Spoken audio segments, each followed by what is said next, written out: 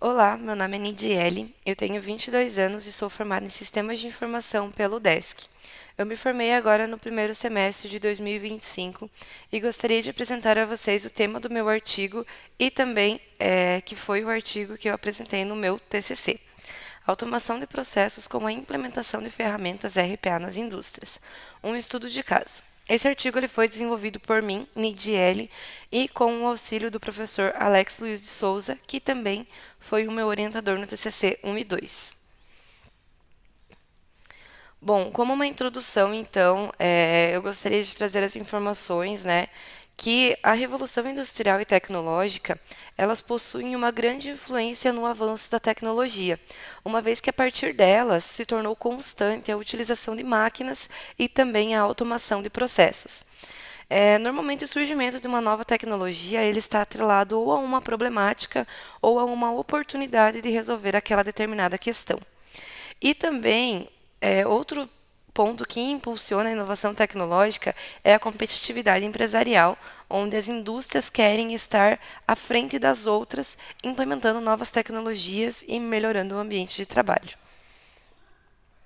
Como uma solução, então, surge o RPA, sigla que surge do termo Robotic Process Automation, onde o RPA, de acordo com Gartner, ele pode ser definido como um software para automação de tarefas em processos de negócio e de TI, por meio de scripts e software que emulam a interação humana com a interface do usuário do aplicativo. Sendo assim, a automação de tarefa, ela é utilizada principalmente em casos onde um determinado processo ele ocorre de forma volumosa, manual, repetitiva, rotineira e, de alguma forma, ele acaba sendo desmotivadora no ambiente de trabalho. Hoje, os robôs eles podem ser desenvolvidos em três formas principais, sendo high code, low code ou no code, onde, respectivamente, trata-se de robôs com muito código, pouco código ou nada de código. O quadrante de Gartner também ele conseguiu fazer uma análise visual das principais ferramentas de RPA, onde ele listou no quadrante de líderes 5 principais, sendo a UiPath, o Automation Anywhere, a Blue Spring, o Power Automate e a NICE. Bom, então, quais são os requisitos para automatizar um determinado processo? Para automatizar um determinado processo e para que ele seja válido de automação, alguns requisitos são necessários. Por exemplo, a padronização do processo, a estabilidade para que ele não mude com frequência, ter um gatilho onde a gente consegue definir quando que aquela tarefa ela vai ser executada, um volume, ele tem que ter um volume grande para que a gente consiga fazer a automação e para que seja válido. A gente tem que conseguir determinar e mapear quais serão todos os aplicativos que serão envolvidos. Tem que ter também o processo muito bem definido e as tratativas em caso de qualquer erro. Além disso, a gente também tem que identificar possíveis formas de login para que o robô consiga passar por essas etapas. O processo de automação, então, ele surge de uma análise dos requisitos para a automação, a coleta de todas as informações e regras para realizar o processo, o mapeamento do que deverá ser realizado pelo robô, e aí a gente chega num ponto de decisão. Será desenvolvido em um aplicativo desktop ou cloud. A partir dessa decisão, a gente consegue fazer o desenvolvimento do robô e, posteriormente, testar e colocar em produção. Bom, um estudo de caso que foi desenvolvido e apresentado foi o de uma empresa em São Bento do Sul, onde ela queria melhorar o desempenho de algumas tarefas que eram realizadas. Essa automação ela foi realizada pelo Power Automate, onde a gente conseguiu fazer o primeiro estudo de caso, que é um movimento de arquivos WAN. Esses arquivos eles chegavam diariamente e diversas vezes ao dia no setor do financeiro. E eles tinham que fazer a separação desses arquivos em pastas determinadas. Então, o processo ele consistia em receber os arquivos, verificar o prefixo do nome e o código de cada um deles, separar os arquivos manualmente e mover para a pasta correta. Porém, ele era um processo que acontecia diversas vezes ao dia e demorava um bom tempo para conseguir fazer. Nesse exemplo aqui, eu trouxe um pedaço do trecho do código do robô que foi desenvolvido. Aqui ele foi desenvolvido no Power Automate Desktop, justamente devido à movimentação dos arquivos.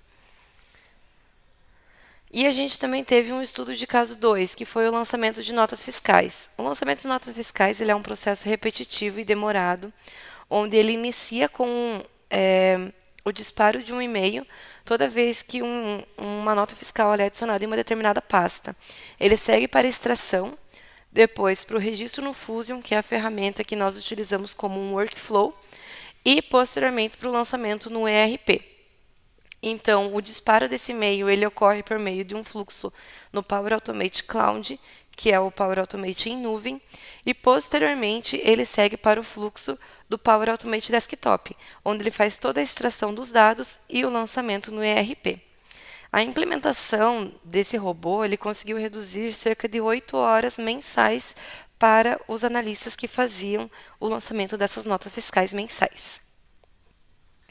O desenvolvimento dos robôs, então. De modo geral, o desenvolvimento ele é ágil, rápido e de forma intuitiva. Esses dois estudos de caso que foram implementados na empresa, eles tiveram uma aderência total, sem resistência e uma implantação eficaz, mas durante o seu desenvolvimento apresentou alguns desafios. Por exemplo, no caso das notas fiscais, a extração dos dados, em alguns casos, ele ocorreu por meio da expressão regular, regex, e em outros casos por meio de intervalos de textos que a gente conseguiu capturar. Porém, isso acarretou em diversos testes e também muitos ajustes até chegar na versão final, que era funcional. Bom, de modo geral, então, a partir do desenvolvimento desse artigo, a gente conseguiu percorrer os conceitos e uma pequena análise das ferramentas de RPA mais utilizadas nos dias atuais, a aplicação de 2 estudos de caso de forma prática nas indústrias, onde a gente consegue ver a sua utilização e os benefícios, e também analisar a transformação nas indústrias, uma vez que a utilização de robôs, eles pretendem aumentar a produtividade, otimizar os processos, reduzir os erros e também trazer uma mudança positiva na cultura das empresas.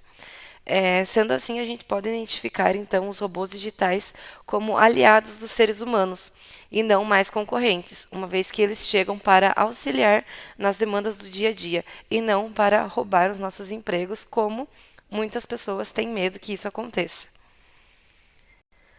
Bom, de modo geral, então era isso. Eu gostaria de agradecer a presença de cada um de vocês e me colocar à disposição para quaisquer dúvidas. Abaixo eu coloco à disposição o meu e-mail e também o e-mail do professor Alex, que foi quem auxiliou nesse processo.